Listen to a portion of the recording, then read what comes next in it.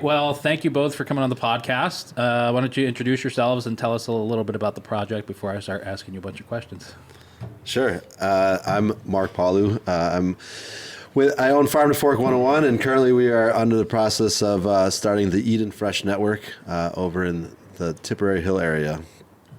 My name is Leah DeRosa, and I am part owner in Eden Fresh Network, and we will be working in the Hill area. I didn't know. I thought it was right over here for some reason. It's like Solve area, so over by the mall.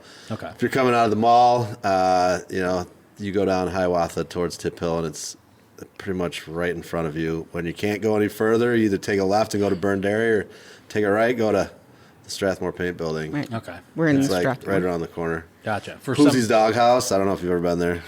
They're getting a shout out today. The Doghouse. Is it a real doghouse or is that a bar? It's a bar. It's a bar. Okay. Yes. I thought it was this building right over here, this big white building. As you go, if you come off West Street, and you can turn left to downtown or right to come here. You go straight, there's that big old factory building. For some reason, I thought that was it. Where WSYR is? No, up further. Like if you're heading towards the like Salt City Coffee, that area over there. But it's not. We are near West Side. I think it's the near West Side is what it's called. Tip Hill. I think it's on the Solvay side. It's still considered Syracuse. Mm-hmm. It's still within the city limits, so which is good. Yeah. There's not much over there as far as fresh food goes, so we're excited for it. Yeah. I think there's a few places over there you can buy food. There's like Rich's Deli and Beverage. I think you can buy sandwiches and Gatorades and stuff. And then there's, Greenfront and a Burn Dairy. Yeah. Then there's a few other like marts, but nothing of like fresh. And even like the Tops down in Westvale, that left. That left a couple years ago. Yeah, so it is a true food desert. Yeah. Yeah, because then you have to either go to Western Lights or you have to go to Fairmount to get anything. Yeah. Or downtown, you can go to the co-op, but we're far enough away where I don't think it's gonna affect anything with them. But it gives people an option to, I've lived in Tipperary Hill for my early 20s, late teens, and almost all my 30s. So for me to see something like this go there it's exciting. Yeah, that's cool. So, tell me exactly what is the Fresh Network? So it's a network of farmers, chefs, and consumers. We're looking to connect all those people together. So we have a hybrid food hub that we're working on where we essentially like an Instacart for farms. So the farms come in, drop off some food, and then we deliver it to households or to restaurants. Whoever wants to order, we'll have an online platform that they can go through and look through. We'll have a lot of the farms that we work with are organic, but it's not required. Most of them have good farming practices, but we're all over the place. There's also vendors in there like Syracuse Salt will be coming in there, and we'll have some hot sauces and maple syrups and whatever else. Obviously those are not vegetables or meats, but we'll have everything else. So Local products. local products. New York State, Yeah. predominantly. Yeah. Our end goal would be to be completely New York State grown. That's cool. Yeah. And so it's going to be a grocery store, sort of. Yes. That's our end goal. So there's three phases here. So the first phase, we're just going to do the online market. The online market is really you just order online. We deliver it to you. And then the second phase, we're going to start working into like a little bit of co-packing. And we have this IQF machine that we're looking to purchase. And, and then the third one is moving into a grocery store so that we have a place almost like a cash and carry. That's cool. Type of thing. Yeah. Yeah, exciting stuff. So phase one is the delivery method and pickup, I'd imagine, to a certain extent. But we'll have a space there too. So the building, the Strathmore Paint Building, is it's a larger, I guess, project that's going on there. And so they're trying to develop the building and develop the area into there might be a brewery or distillery in there. There might be like an ice cream shop in there, and something else. Yeah, bakery. It's a huge building, Our space is about 2,000 square feet. Wow. And Initially in phase one, and then eventually with the grocery store, move into about 6,000 square feet. Wow. Right. So we'll have lots of storage. And then the actual building, on the other hand, we're a very small section, surprisingly enough. 6,000 is a lot, but it's small in comparison to what else is there. I mean, we're inside, the Delavan building. Yeah. There's, I don't know how many things are in here, but Lots. This is like 4 or 5 floors. yeah, it's Yeah. not as big as this. But, they have a co-working space that they're working on upstairs. They've got a brain feeders. There's 2 professors from Cornell that have a program that they're working with nutrition, with with children and how they develop depending on what food they eat, Yeah. So they're going to be upstairs on the second floor. They're great. So it's a lot of good things coming to Tipperary Hill. Yeah. As much as I love the bars there, it's nice to see something different too. Yeah, for sure. There's a few different projects going on in Tip Hill that I know of. trying to revitalize the whole area. It's going to Yeah. be a nice project. Yeah, for sure. I've been thinking of driving around and thinking about all the different stuff that's supposed to be coming to Syracuse, and then thinking about trying to compare it to other big cities I've been to and how that's going to feel. I think it's really cool. I know that they're doing a lot of work at the Inner Harbor. They're getting ready to build the Iron Pier. They're building a twin to that down there. So yeah, I think it's great, all the stuff that's coming here to Syracuse. I was born and raised here. I left, I think, for 7 or 8 years, maybe 9 years. I don't know. I can't count that high. So, but anyways, I left for a bunch of years, and they were, there was nothing here when I left. It's part of the reason why I did leave. But you come back and you see all these great things that are happening in other cities, and you just want to, be a crusader here and make it happen here. yeah. Not that we need the same exact things as everyone else, but it's nice to have our own little slice of local heaven. Yeah, for sure. I'm an implant, and just to see how much has grown in Hanover Square alone is pretty nice, So to be part of the redevelopment of Tipperary Hill is going to be really exciting for us. Yeah, for sure. Yeah, it's going to be awesome. Yeah. So, Leah, what's your background? What do you do? Well, my background is in healthcare and healthcare management, so it's pretty different. But I came to Eat and Fresh Network as a volunteer initially. So my passion grew because I've had health issues over the years, 30 plus years. So I've always had to be really careful about what I've eaten and look at labels and, know what the ingredients are. So for me, the passion is be able to provide people with better health choices and fresh foods, especially if we start working in the school districts where we can provide that same healthy and fresh foods for children all year round, especially when we get the IQF machine. So that's where my passion lies. And That's cool. Be able to educate people about how to cook certain foods, all the nutrients that are being provided in those foods. So I come from a health perspective. Yeah. And so I'm hoping that my knowledge can be added to the programs as we go along, especially if we have 2 professors that also will be talking about brain development. And so, Yeah, it's that's going to be an awesome. exciting ride for us. Yeah. Yeah, and I keep on putting apples in her lunch bag, so it's good. So you get the New York State apples. Yeah, I love them. Yeah. You can still get them in certain places. Yeah. Fresh apples. Yeah. Depending on how they kept them. Yeah. Yeah.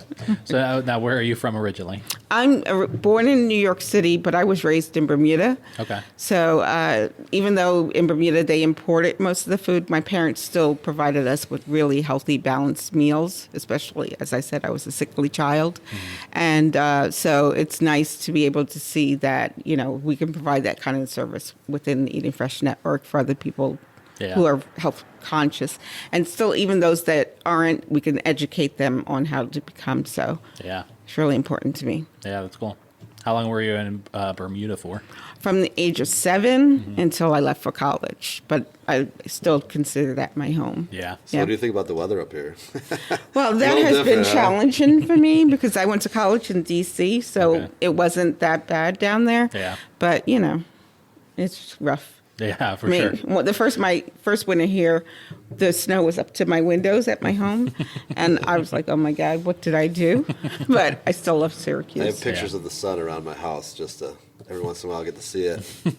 It's great. Yeah, it's rough. I lived in Central Texas for a couple of years and did not like it, mainly because of the wildlife. Like the heat Yeah. was kind of bad, but the wildlife was really bad. Like Yeah. I don't like any snakes or big spiders or scorpions. Right. Yep. And that's true, yeah. you know, you just hear them. You just like Like I remember riding my bike on the side of a main road in Texas, and within a mile, I had rode past a rattlesnake. I rode over like a dead king snake. Wow. There were scorpions in my car, or in my garage, geckos in my house all the time, all that Yeah. kind of stuff. So I left and came back here. But hearing about like the resurgence into Austin, I mean, I'm married now, so I'm not just going to pick up and move. Yeah, But I'm like, man, it would be nice because that's where I lived. And so I was like, Right. it would be nice to go back to Austin. And then somebody just posted, it was Joe Rogan on Instagram, posted a picture of a tarantula outside, like in his backyard, because he lives in Austin. And I was He like, does? Oh, it's like, yeah, that's why I don't live there. I mean, I lived down in Florida, like Tampa area, for a year or so. Really? And you know, I'm not really afraid of frogs, but I saw a frog in Florida on the side, like stuck to the wall. And I was like, maybe I shouldn't touch that one. But wait, I live gonna let- here in Sedgwick. Yeah. There's no And- frogs on your wall. No, that's okay. I hear a fox every night, Yeah. like screeching, Yeah. right? So that's the city. Foxes don't bother me. Like, Me neither. you know, things like that, mice, all that stuff does not bother me. Okay. Tiny little geckos that are that big that can Yeah. detach their tail Yeah. and still live, those freak me out. No, I'm I lived done. in Bermuda. I'm good That's with it. And commonplace. spiders. Yeah. That's one of the reasons why I have zero desire to like go to Florida, because of you know, there was that one winter it got really cold down there and all those lizards were They all freezing in They the all trees fall, the trees, right? and Right. falling from trees and hitting people in the head. I'm like, no, I'm good. No, I'm all Bermuda's now they got iguanas paradise. down there. Yeah. I Yeah. don't know. I'm good. No, I'm all set with that. So You guys don't know I'll, what you're I'll missing. hang out with the deer. Great. No. yeah, I mean, I don't like the winter here, but I'll put up with the snow over, you know, a deadly snake any day of the week. Listen, That's true. between December and the middle of January, snow all you want. Yeah, I like it for the holidays. Yeah. You know, 2 weeks after yeah. after New Year's Eve, Then I'm you're like, done. okay, buddy, let's Right. go. But it Sunshine. snows until May here sometimes. So, Yes. you Yes. know, Oh, gotta I'm be- aware. It's supposed to snow tomorrow. I know. We have a sangria Shut your crawl, mouth. and it's supposed to snow tomorrow. No, it is. Yeah, it's I supposed know, to be. We don't want to talk about it. Oh, okay. Yeah. Well, maybe talking about it will push it away. Patio Yeah. season's got to start here sometime. Yeah, hopefully. So, so tell me about like, 'cause- so you guys have just like kind of announced that this is happening, right? And Right. kicked off a fundraising campaign for it. So tell us a little bit about that. So we joined up with Honeycomb Funding, and it's a crowdfunding. It's actually called crowd lending now. So instead of like people just giving money up for this, they invest into the business, and then over 5 years we eventually pay them back with our business funds. So it's With get- interest. with interest, yeah. So you know if you put in $1,000, you get back I think it's $1,250 over 5 years. So Approximately. it's really just giving us, helping us out and giving us a little extra so we can purchase the proper equipment that we need. The refrigeration, everything is price-wise is skyrocketing, and Yeah. but this is meant to like build the community too. So we want people to really like believe in what we're doing, like we do, and kind of be able to come through and see this. So if anybody ever wants to come and see it, I'll walk you through the building. If I don't, somebody there will. There's a lot of people working on it and making things happen. You might have to wear a hard hat right now, but but anyways, so that's what we're trying to raise the funds for. We're trying to for refrigeration, down payment on a food truck, like a delivery Refrigerator truck, truck. a refrigerated delivery truck. Yeah. And then we have this thing called an IQF machine. It's individual quick freezing. So when we spoke with certain people in the area that are doing stuff with the city school district, we asked them what the issues were and what they were having trouble. Like pursuing or seeing in the Syracuse area, and they said that this is the biggest thing that they find is that no one processes vegetables. So the IQF machine freezes stuff. We get vegetables from farms or berries or whatever else. We freeze it through this thing. It's got liquid nitrogen. And then it comes out, we package it, and then it sits. And then in the wintertime when the school is in session, they can actually get vegetables to go throughout the year. So we extend the growing season is what we're trying to do. It's an idea that we're working on, and we feel that it's a good way to complement all the other great things that are going on for these farm to school initiatives. And so, I mean, our end goal is to be working with institutions on that scale, so that we can move products from farms into areas that are undernourished and underseen. So I volunteered with the Brady Faith Farm this past fall. They did initiative through I think it's Brighton McKinley, and they brought in fresh vegetables. And when I was in there, it was crazy to see. But we see these kids, and they don't really have food at home or in the areas that they're in, and this one kid I just remembers in my mind that he had a bag of Fritos, a bag of Doritos, and a bag of like yellow chips, a soda, a Gatorade, and a lollipop for lunch, and that was what on his table. There was nothing else, And then we brought in these, and they were like beets and turnips and radishes, and I forget what else was in there, but we put it in front of him, and he ate it. He was like, this actually isn't so bad. So, I feel that, people give up on the kids, and like, they're not going to eat that. Yeah. I have a 9-year-old at home, and he eats broccoli, spinach, Swiss chard, carrots. I mean, it took a little bit of time to get him to there, but, if you don't, I guess, offer the chicken tenders and the pizza and say this is what we have, they're more apt to try it.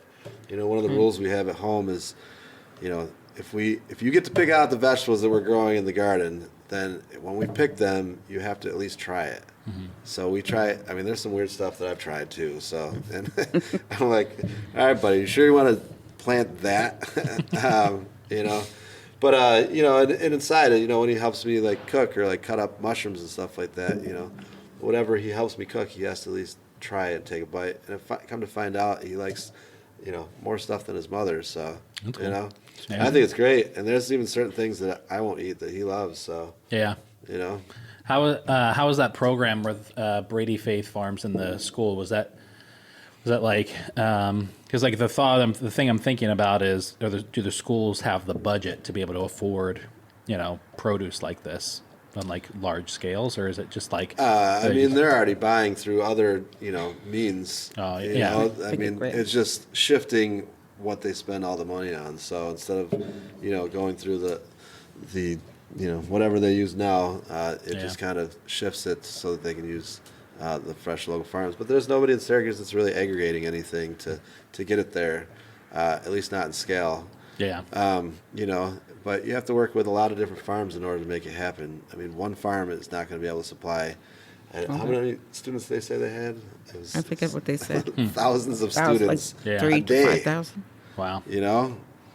But there's a lot of incentives out there through the state, through the governments and stuff for if they have 30% New York State grown, then there's funding that comes from the state towards the school. So, that's cool. And I don't think there's no one in Syracuse like school wise, like even like the suburban schools. That I think Fayetteville Manlius might be the closest one to do it, but I don't even think that's true. So, but there's no schools that I know of that are doing it in Syracuse. There are places like in Binghamton and I think Rochester and Buffalo, the school districts are doing it, but it's really like.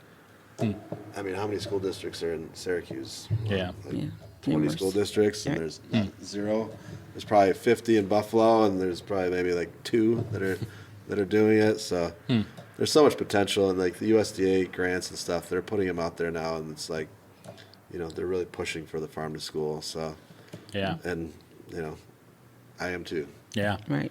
Are there any examples you have of like other cities or other communities in the country that have like successfully done something like this? In terms of like, partnering the farms to the local school districts?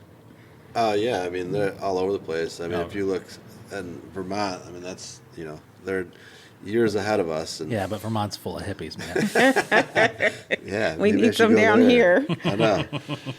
I mean, Vermont, I know that there's other places around the country too. Yeah. I mean, there's nothing off the top of my head that I can think of outright. Yeah. But yeah, I mean, it's moving that direction. I'm sure that out in California and, Sure. Yeah. Oregon and Washington, those areas, where the West Coast hippies are. Right. But, I mean, it's just a push that way. It's tough, when you have to, the USDA is looking to move that direction, and they're putting money out there for everyone to see. Mm-hmm. Some of those are going towards nonprofits, but, there's grants out there for, to work together. Mm-hmm. So like different businesses and different entities working together. So, I mean, it's, when we work on a grant, we don't want to work on one that's only going to benefit us. We're going to work on one that benefits, 4 or 5, 6 different Yeah. businesses and 6 different farms or whatever. So, Yeah. it's a food system. It's not like just us, Yeah. and that's, with Farm to Fork 101, it's always been about community, and this is just kind of moving it into the Eat and Fresh Network is just still working in the community, just on a bigger scale. Yeah, for sure. Yeah. So is it more? So it sounds like it's going to be more well-rounded. Is that right? Like hitting up the consumer directly through like the delivery truck and pickups and stuff like that. Kind of like the early days, but also moving into the grant system with trying to get into schools and whatnot. Is that right? Yeah. Or is there one main focus that you'd rather work more closely with connecting farms and schools, or work more closely with just connecting consumers to the farms, or is it just more both? I think it's more outreaching. We want to just bring food access to the underserved, whether it be at the schools or within the community. So we're going to start with our known and then move toward, the schools. Yeah. So that we really want, there's so many underserved, especially in the Syracuse area, that we really want to be able to. And Tip Hills we've seen too. Is like there's like I said, there's not much over there. So No, there's not. Yeah. I just think of back in the early days of COVID, with like the Fresh Network, we definitely bought a couple boxes and things like that. yeah. And but buying local stuff isn't cheap. No. And at all, and that Right. better than anybody. And it doesn't. It seems like more of like a middle class problem to have, sort of a thing. Right. And then talking to, like, because I'm doing these videos for Cornell Cooperative Extension. Yeah. So I was just out at this farm in Chittenango doing like a video on the farm, and I'm thinking to myself, well, hell, I've got 165 restaurants across the state. I can email and just, I don't know if they'll buy anything, but at the very least, I can just send them an email and say, hey, Henry's Farm out in Chittenango has dairy and beef and tomatoes and all this stuff. I can send an email out if you want. And they're like, no, we're okay. They're like, we don't want a wholesale. Like, Right. there's no money in that. We want to retail from our farm stand, and that's it. Now, I don't know if that's just their mindset because they've been farming for 50 years, and they're like, we don't really want to deal with it. Or if it's just from a profitability standpoint, or what the case is. But Well, there was a huge shift over COVID too to move in that direction. And I feel that, the people are still going directly to the farm, yeah, but we want to be there for the people that can't get go there, directly yeah. to the farm. Or, the farmer's market is great. I'm there every Saturday. But people on Saturdays, sometimes they don't even want to get up that early to be there. I mean, it's 7 to noon, or 7 to 2, I think is Right, what it is. 2. But Yeah. noon is, usually I'm always there before noon. But, it's just, they don't want to get up on a Saturday that early, or they're still afraid. And, a lot of people that we've serviced in the past are people that have disabilities and that have and don't want to be, put themselves in those situations, because COVID is still, So real. a lot of Yeah. people still here, and people are, still want to wear the masks. People are still nervous. So, For sure, yeah. we just, and those people have, shown interest in coming back to us and shopping with us, Yeah. I mean, It's great. I mean, there's other people out there doing it. There's farms that are, delivering to that as well. And we want to, we don't want to take away from what the farms are doing. We want to, be there for when they don't want to do it anymore. We want to keep that, all that, the great movement that's going there, the great food movement that's moving that way. We want to make it so that it's, easier and it's continued into the future. When this is all said and done in the next couple of years, and we don't have to, COVID is behind us. Yeah. We want the food system to be ahead of us, Yeah, for sure. And we also don't want to just make it accessible to the middle class. We want to make it accessible to everybody. Right. So hopefully at some point in the future, we can become SNAP eligible. That'd be cool. So that everybody is able to afford what we have there. I mean, there's programs throughout, like Double Up Food Bucks. And, Yeah. there's SNAP, obviously. There's plenty of other stuff, too. So, Yeah. But if we position ourselves down there, it'll bring people into the area, and it gives people something else to go to. Right. I mean, Wegmans is great. I mean, I've been shopping there for a long time. Right. But, there's a need for all of us. Yeah. Oh, without a doubt. Yeah, I mean, Wegmans does, depending on which one you're in, features local, I shouldn't say local, they feature New York State, farms and whatnot. And that's great for maybe one or two products. Right. And I don't know how much they bring in that they just don't advertise, but, that's local for the state. But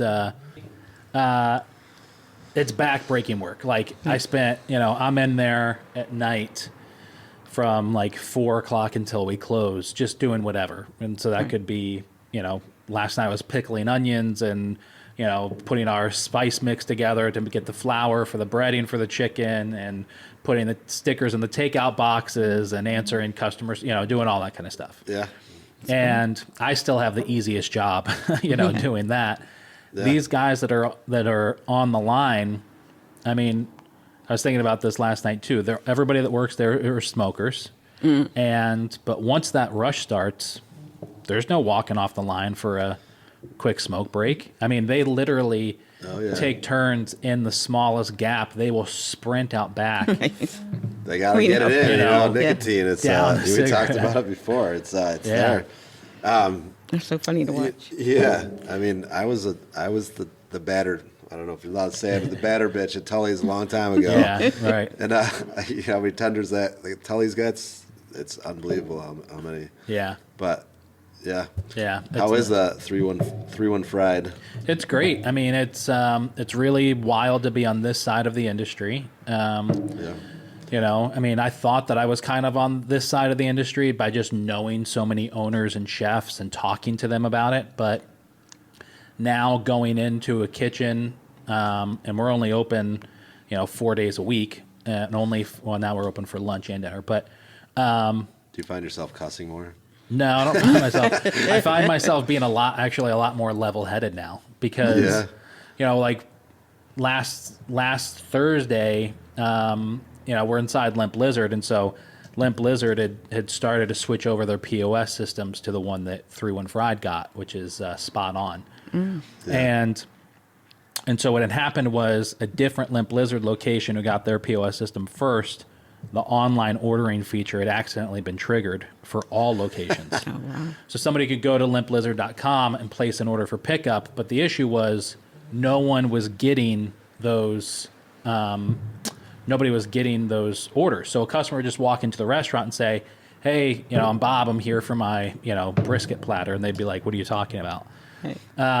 And this is happening in the middle of this massive rush on a Thursday night that they weren't prepared for in the first place, and take into the account that one team in one kitchen is now all of a sudden cooking the food for 2 restaurants, right.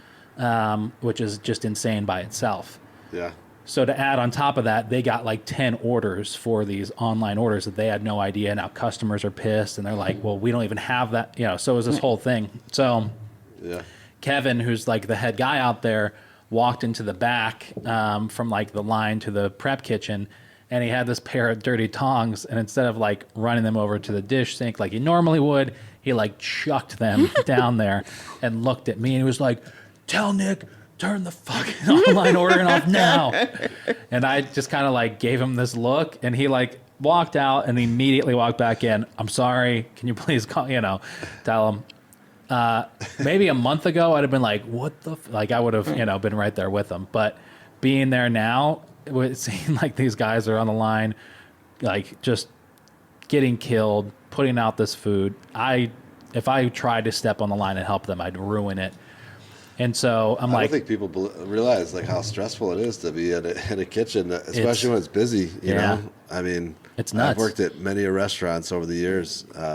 Francesca's never in the kitchen. I mean, I did salad when the salad guy didn't show up for whatever reason, I would do the salads. But I'm not saying that's stressful to make salads. But no, I mean, it's insane to just try and keep order of everything. Like, that's the biggest thing is it's all about your prep. Right.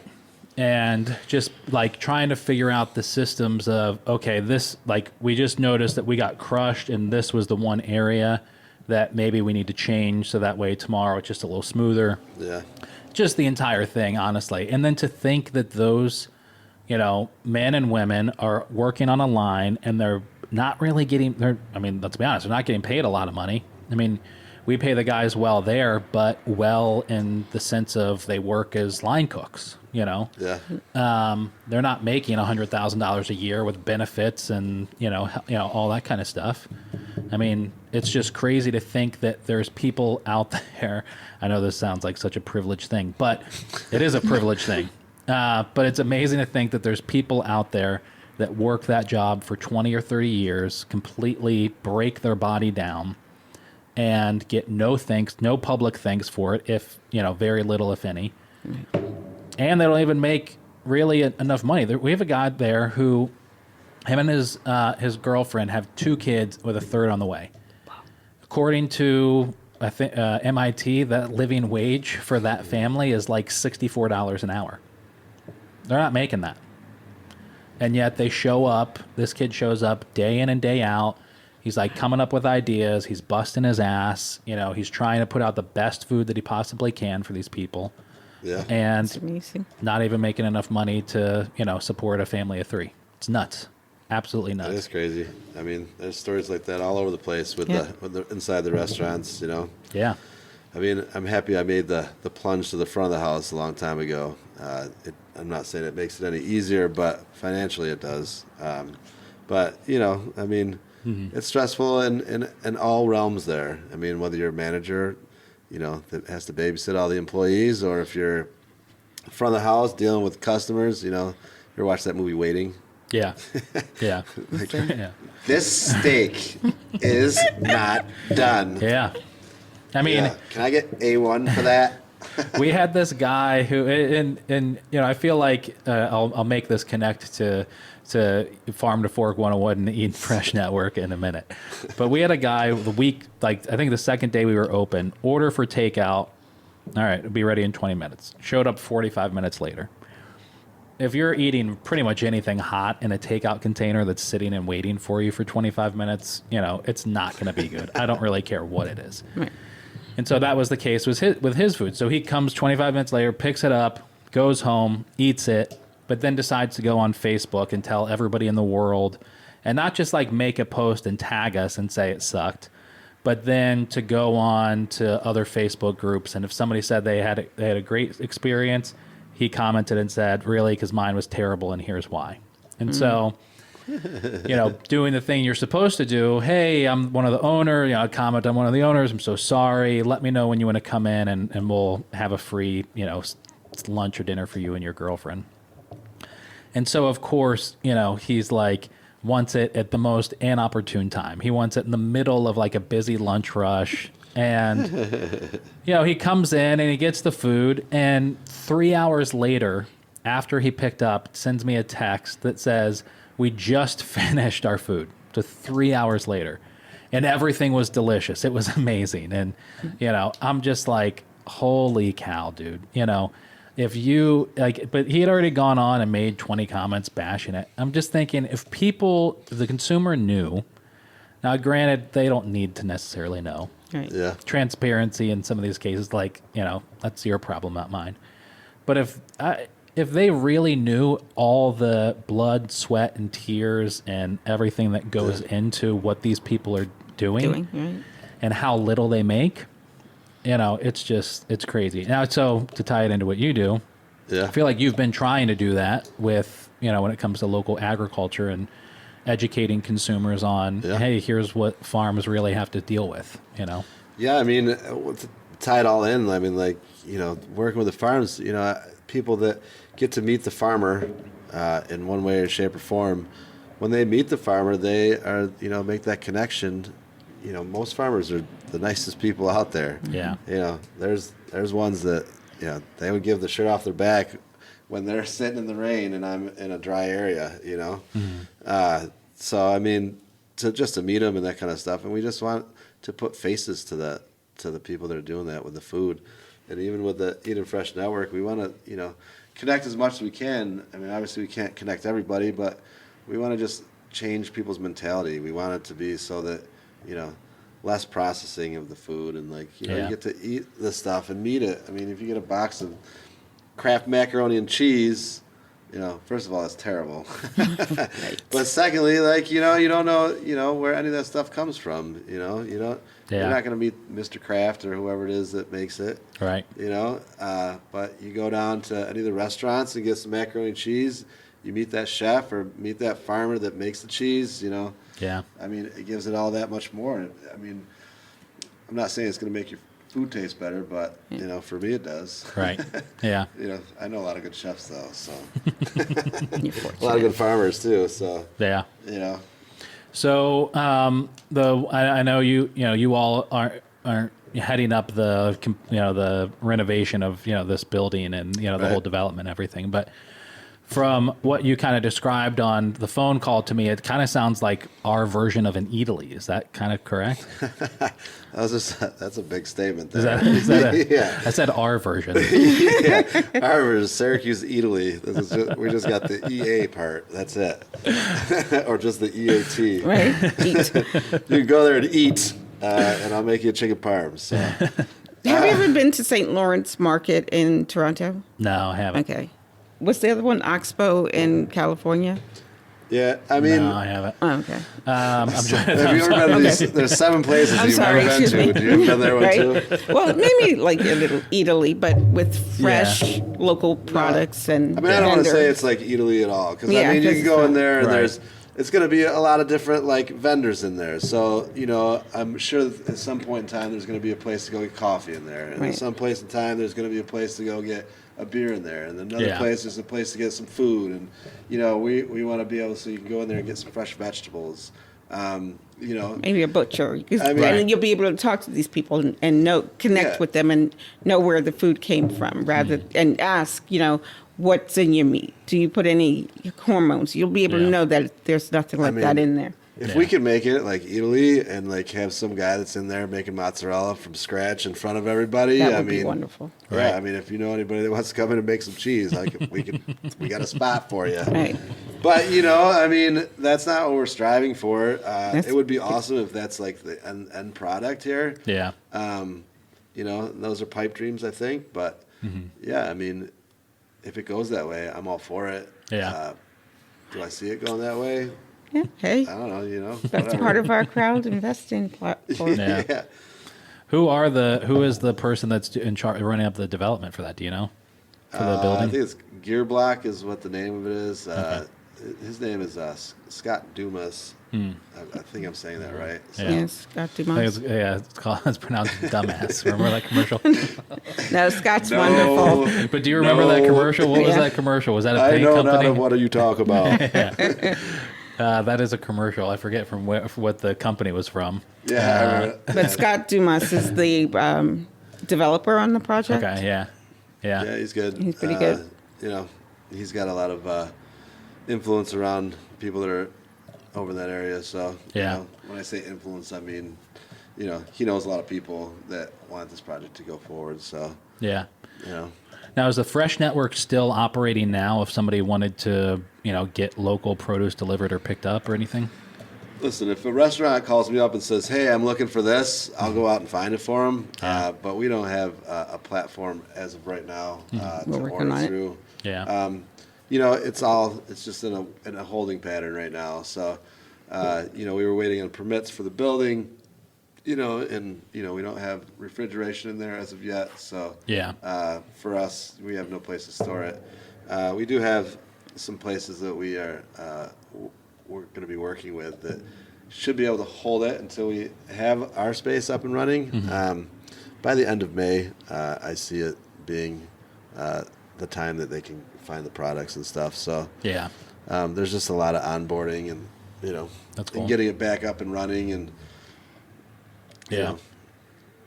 What do you think is going to be? I mean, I know there's different aspects to this business, right? There's, the direct to consumer, so to speak. Somebody wants to have groceries delivered or produce delivered to their house or whatever, pick it up.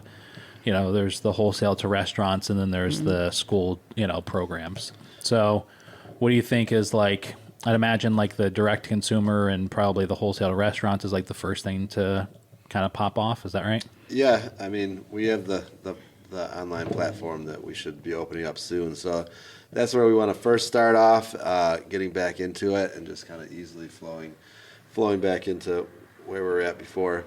And I still have the Farm to Fork 101. We want to make it so that there's still dinners going on, and we've been doing cooking classes down at the Salt City Market, for like 6 to 8 people. I think we did a whole month of February we did like a healthy eating. We had 4 different chefs come through. It was pretty cool. We did one back in October, November time too. So, I mean, those things are still happening. There's a new place downtown that they want to have some dinners and stuff at. So, they want me to host them.